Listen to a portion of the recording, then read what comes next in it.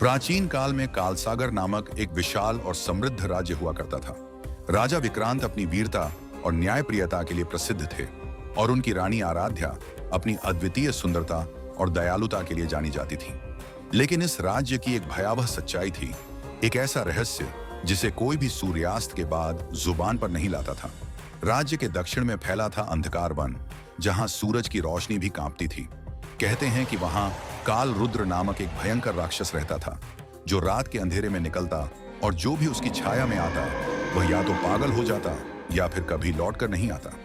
एक रात जब चंद्रमा अपने चरम पर था, महल के बाहर अजीब चीख पुकार सुनाई दी। सैनिकों ने दरवाजा खोला तो देखा एक छोटा बालक तकरीबन 7-8 साल का नग्न अवस्था में पड़ा कांप रहा था। उसकी आंखें लाल थीं और उसके शरीर पर अजीब निशान थे, जैसे किसी ने आग से जलाया हो। राजा विक्रांत ने उसे महल में लाने का आदेश दिया, लेकिन जैसे ही बालक ने अपनी आंखें खोली, एक डरावनी गूंज महल में फैल गई। काल आ रहा है, सब नष्ट हो जाएगा। यह कहते ही वह बेहोश हो गया। राजा को एहसास हुआ कि यह कोई साधारण बालक नहीं, बल्कि किसी बड़े रहस्य की कड़ी है। उन्होंने तत्काल राज्य के सबसे पुराने और रहस्यमयी संत अघोरी भैरवनाथ को बुलाया। भैरवनाथ जंगलों में रहते थे और उन्हें तंत्र मंत्र का अपार ज्ञान था। जब भैरवनाथ महल पहुंचे, उन्होंने बालक की नब्ज टटोली और फिर अपनी आंखें बंद कर लीं। कुछ पल बाद उन्होंने गंभीर स्वर में कहा, यह बालक इस राज्य के अंत की चेतावनी लेकर आया है।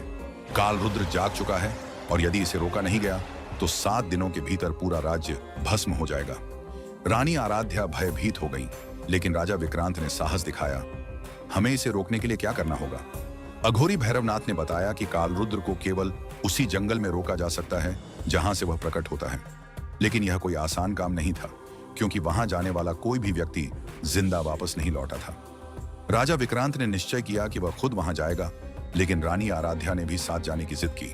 अंततः राजा, रानी, अघोरी भैरवनाथ और कुछ योद्धा उस भयानक जंगल की ओर रवाना हुए। जैसे ही वे जंगल में पहुंचे, चारों ओर घना कोहरा छा गया। पेड़ों की शाखाएं ऐसे कांप रही थीं, मानो वे किसी अनदेखे भय से थरथरा रही हों। तभी अचानक वह बालक जाग उठा और कांपते हुए बोला, वो आ गया।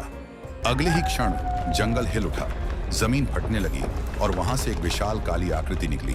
काल रुद्र। उसका शरीर आग की तरह जल रहा था, उसकी आंखें खून से लाल थीं और उसकी दहाड़ से पूरा जंगल कांपता था। योद्धाओं ने अपने हथियार उठाए, लेकिन एक ही झपट्टे में काल रुद्र ने आधे सैनिकों को मिट्टी में मिला दिया।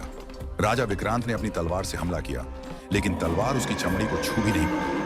रानी आराध्या की आंखों में डर झलकने लगा। तभी अघोरी भैरवनाथ ने अपनी माला उठाई और तंत्र मंत्र का जाप शुरू किया।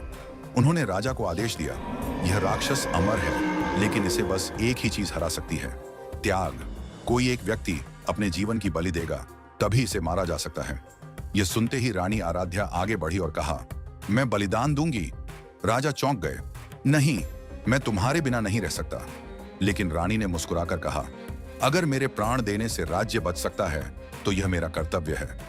उन्होंने खुद को अघोरी के मंत्रों के आगे समर्पित कर दिया और जैसे ही बलिदान पूरा हुआ, अचानक जमीन कांपने लगी।